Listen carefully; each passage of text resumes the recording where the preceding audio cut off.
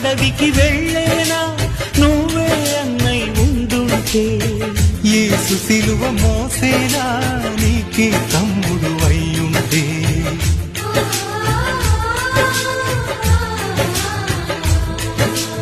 అమ్మంటూ లేకున్నా జన్మంతా జరిగేలే, అన్నంటూ లేకుంటే క్షణమైన యుగమౌనులే. కనకున్నదో కన్నమ్మవై కడుపున మము దాచి కాచిన దైవమా, మానో గిలిలో పండేదంతా పుణ్యమే, మా జాబిలికి ఏడా